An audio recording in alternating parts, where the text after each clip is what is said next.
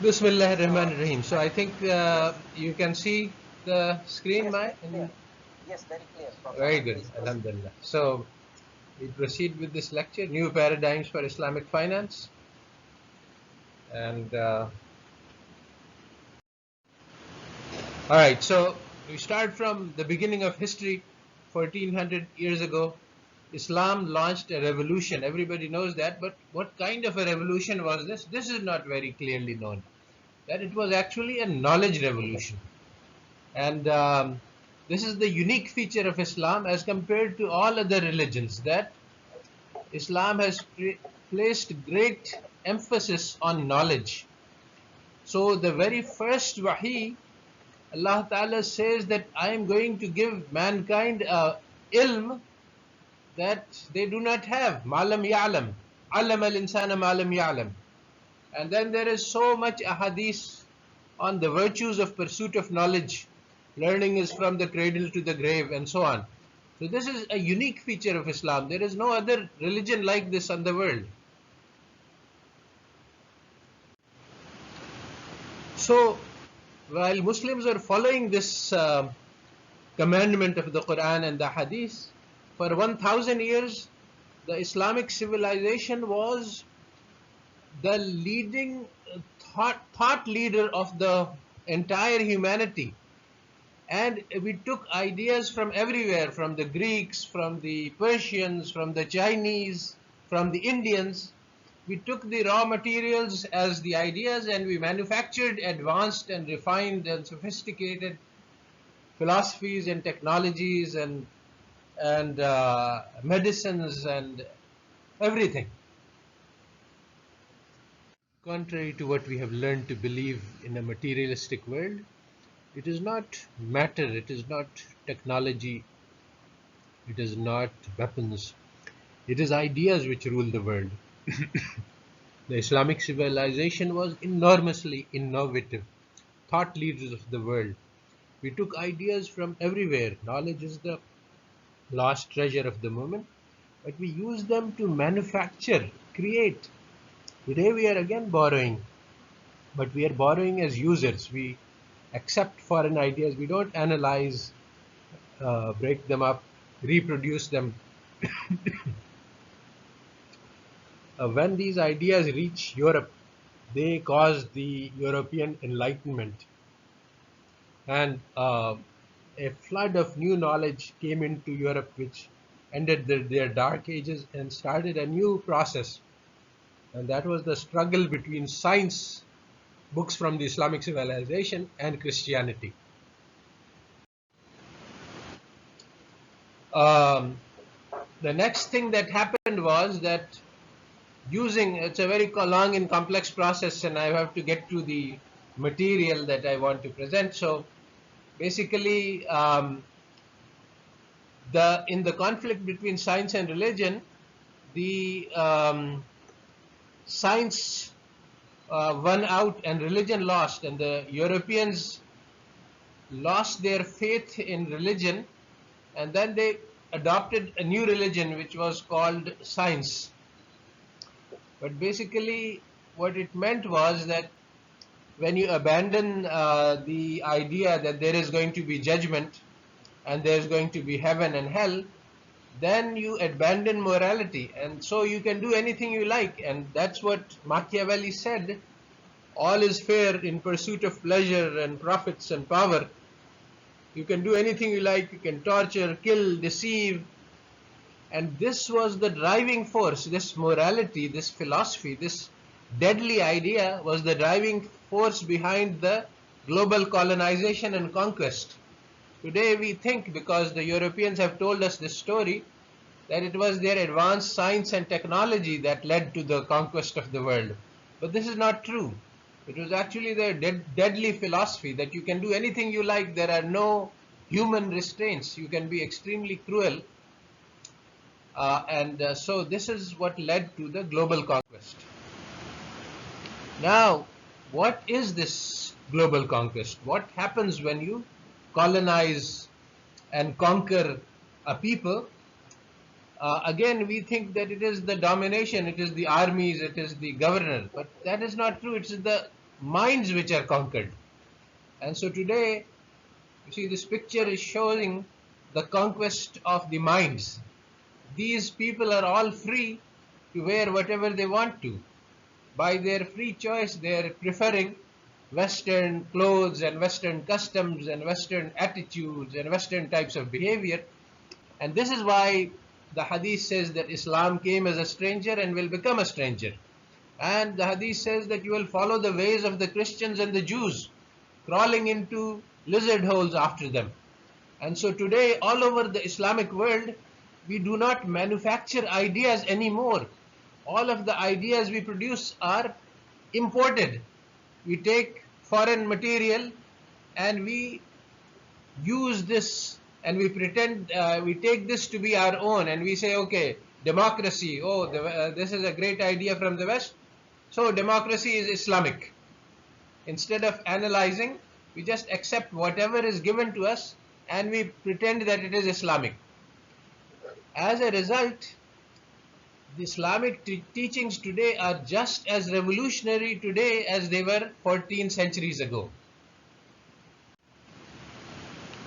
So today the European ideas rule the world, and the revolutionary Islamic ideas have been forgotten by the Muslims. So to go very fast forward, a civilization is driven by ideas. It is not driven by technology. It's not driven by science. It's not driven by material manifestations of theories. So whatever a people desire to do, then they bring into existence means to do that thing. So the Christian teaching in the West before secular modernity was that the love of wealth is the root of all evil. But after the revolution which occurred, after they rejected religion and started saying that we must create paradise on earth because there is none in the akhirah, there is no akhirah, so then the wealth of nations became very important.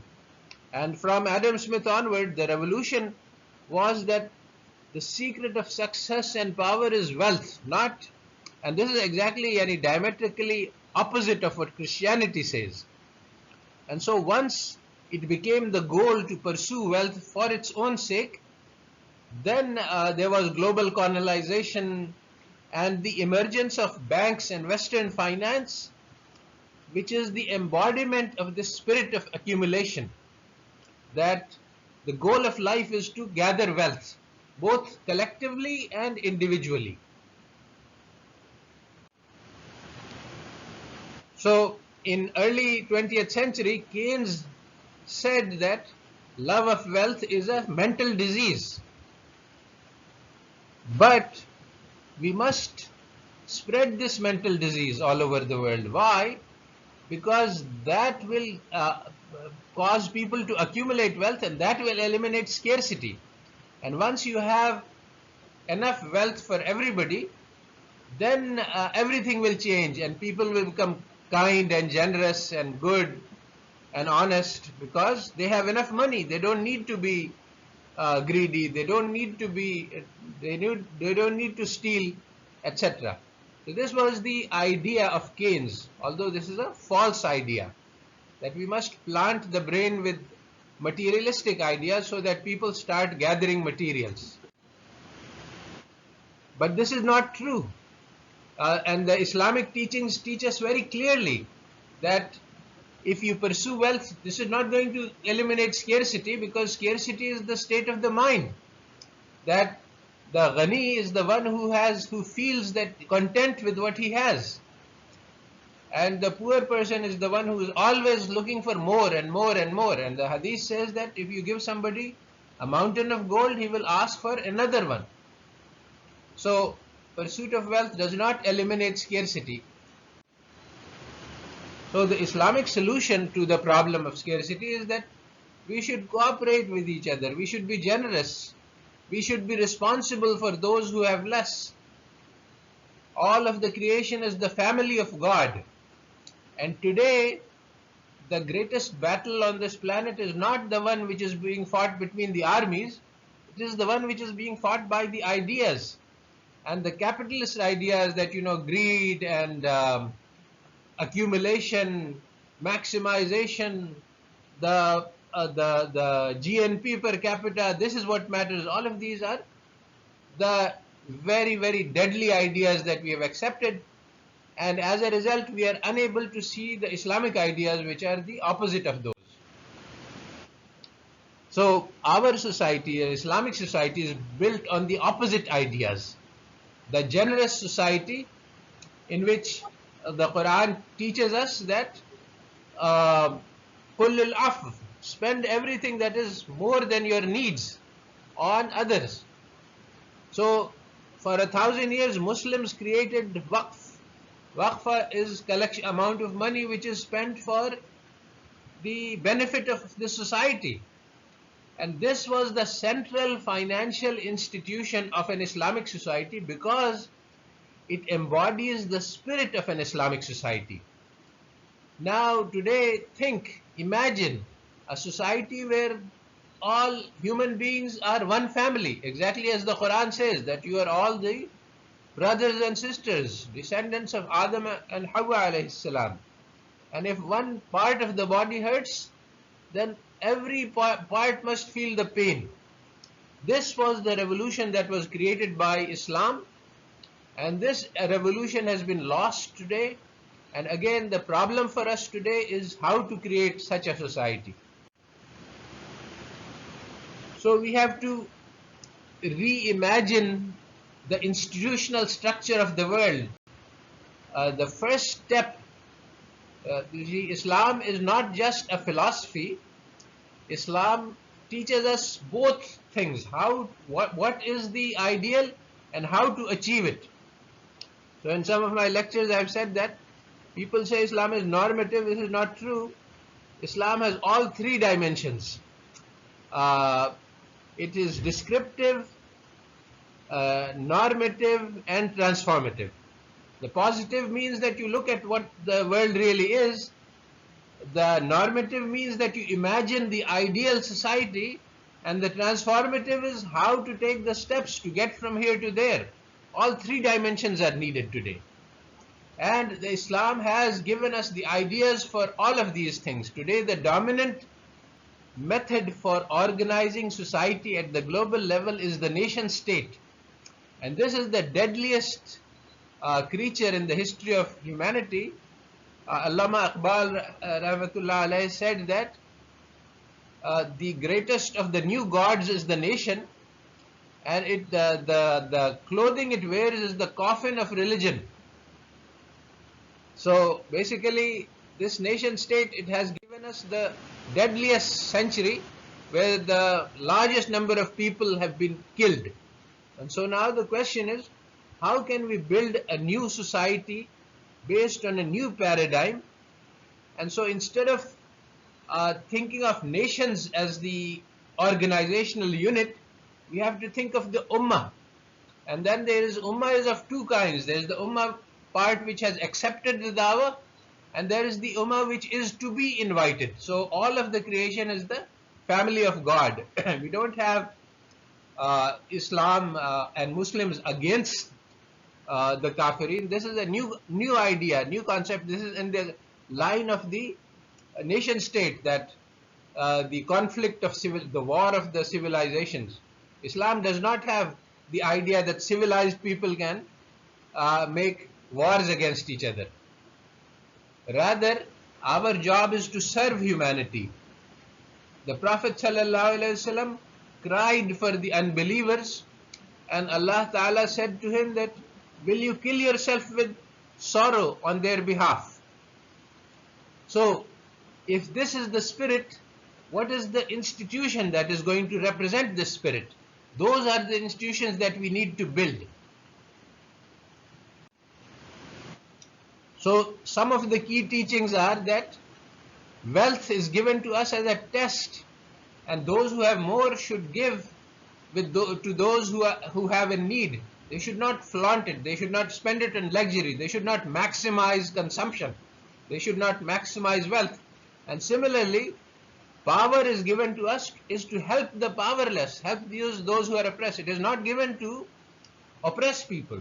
Today, these lessons are exactly the opposite of what is being taught by capitalism and by the philosophers of the world, the intellectuals in the West. And we are blindly learning, teaching, following, obeying all of these philosophies which are deadly to humanity and opposed to Islam. So what are the basic building blocks of an Islamic society? At the individual level, we have taqwa, we have humility, we have love of God, we have love of all of the creation of God as the family of God. We have shukr, gratitude to Allah.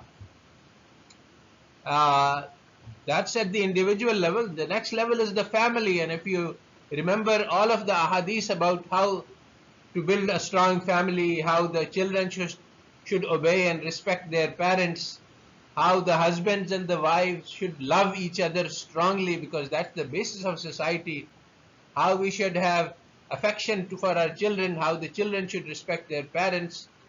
All of these things are very powerful, very central teachings of Islam. And one thing which is important to note is that these are the opposite of the Western teachings of individual hedonism, which breaks up family, every individual for himself, the wife for herself and the husband for himself. And these poisonous teachings of the West are today spreading all over the Islamic world. As a result, our families are becoming weak, divorces are increasing, the children are learning to disrespect their parents, and the neighborhoods are weakening. The people don't know who their neighbor is, and so on. All of the basic teachings of Islam are being lost in practice.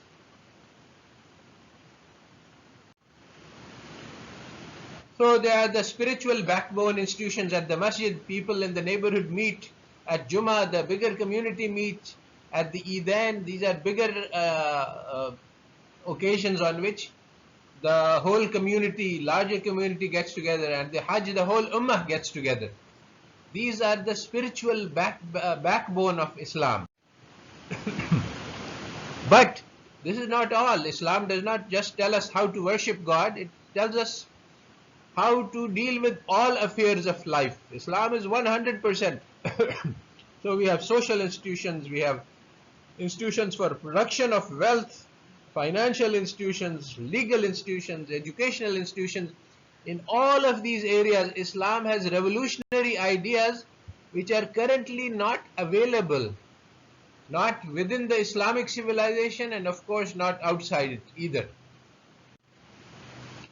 So I'm now going to just specialize to the idea of finance because we can't really go through all of the things. But the insurance is to be replaced by takaful.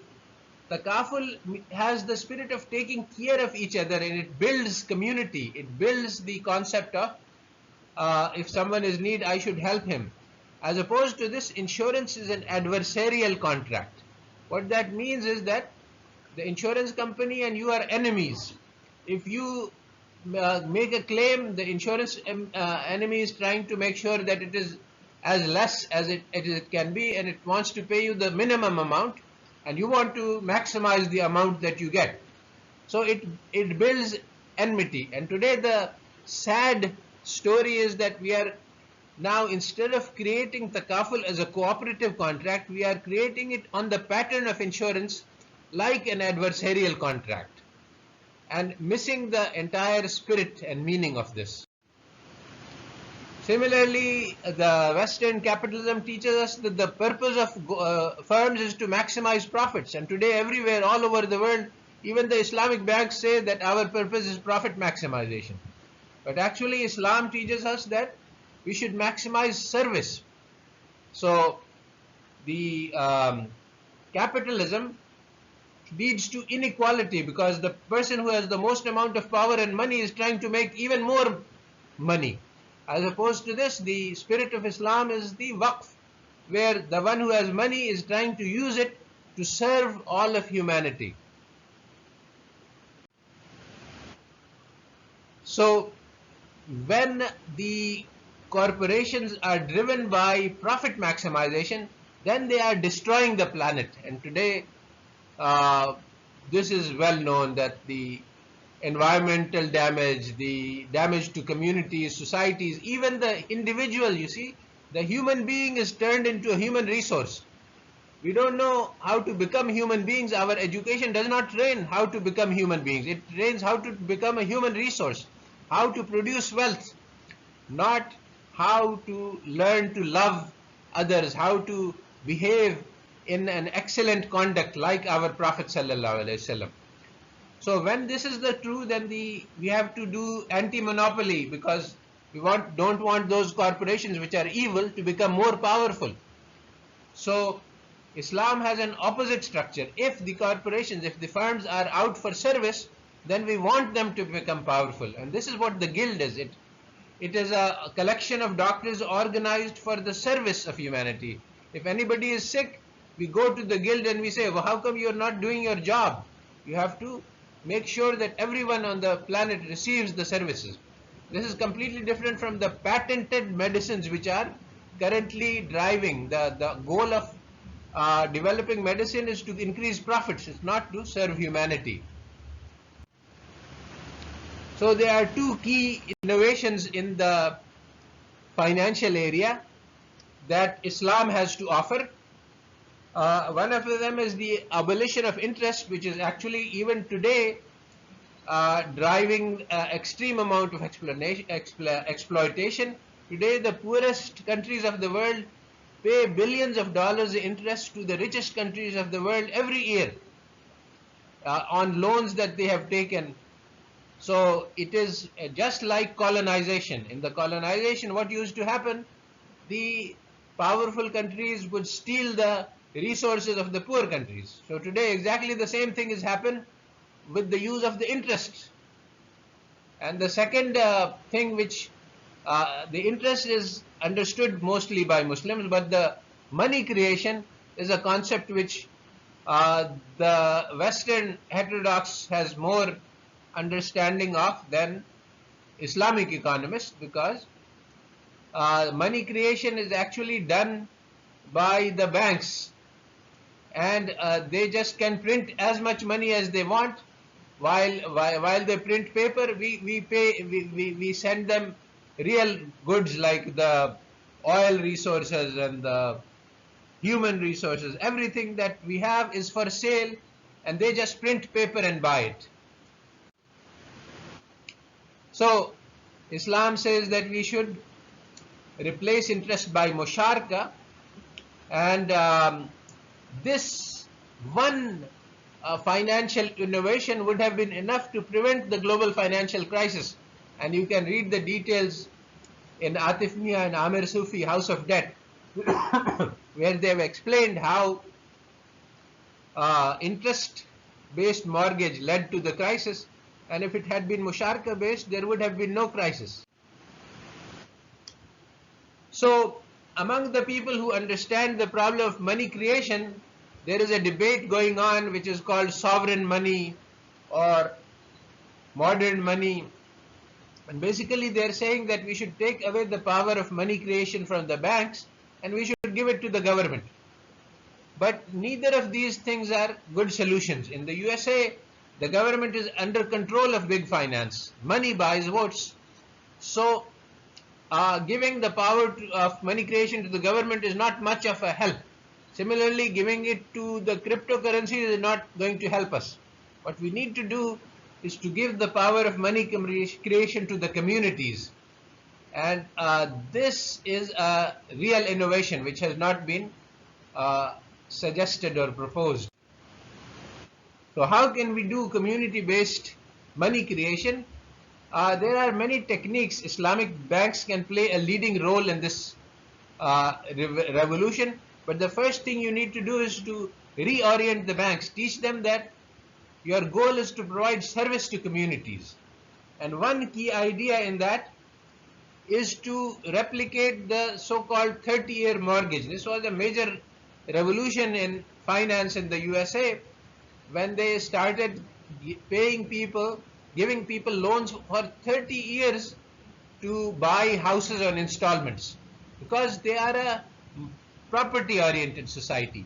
So what the key product that Islamic banks need to develop is to invest in the children of the Islamic society. Give them a 30-year loan, take care of all of their needs, their education, their health, their food, their housing, and make them into productive citizens. This is the most valuable and productive investment ever, and you have to develop the infrastructure to enable this loan.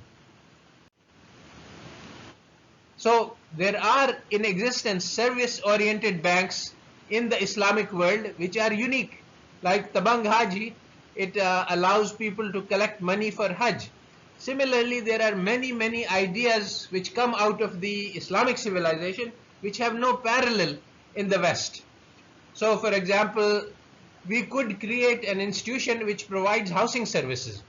You see, because in Islam you cannot make money on money, you have to provide services. So a housing society model from an Islamic point of view would say that, okay, the people are collecting money, the bank or the financial institution buys houses and it makes it available. It makes people who have less money, it will rent it to them. People who have more money, it can give them transfer ownership. But the goal is not to give them loans to buy houses. The goal is to actually provide housing. So the bank or the institution will actually own houses and will buy more houses and will help people buy houses. And so it will actually be in the business. Similarly, instead of lease on automobiles, the Islamic transportation service provider will own buses and will help people get from their places to their jobs and will provide them with different categories of services, of which the most deluxe one will be a private car for personal use. Similarly, we can have collective educational societies. These are the waqf, educational waqf of the old times, but now we need different ideas to modernize this. So the problem is how to launch these great revolutions.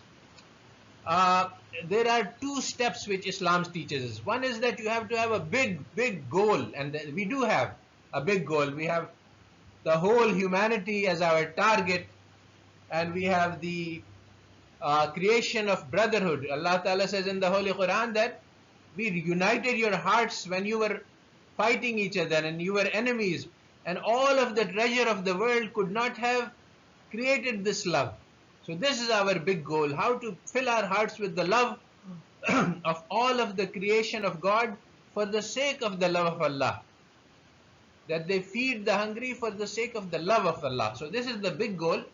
And now to achieve that goal, you have to take one step towards it. So there are two things. There is the North Star, which is very high.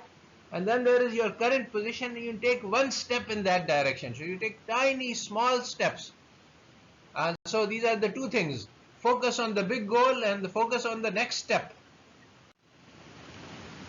So the heart blood of a society is the education that we provide the children. If we change the education, we change the next generation. And so the key step that we need to take is how to educate the children of an Islamic society. Today, the major paradigm in use is called the Islamization of knowledge. Take the knowledge from the West and Islamize it.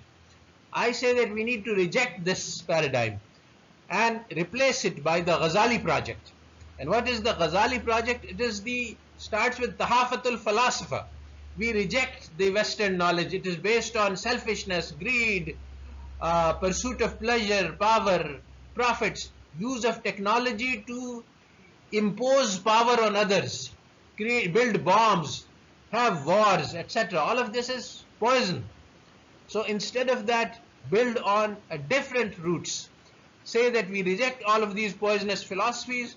We will use technology for the benefit of the people, not via patents for profits. So there are two major problems in current education. One is that it is Eurocentric. It teaches European ideas. So we have to get rid of those poisons. We have to reject those and replace this by an Islamic ideology of generosity, cooperation, love of mankind, love of God as the primary driver.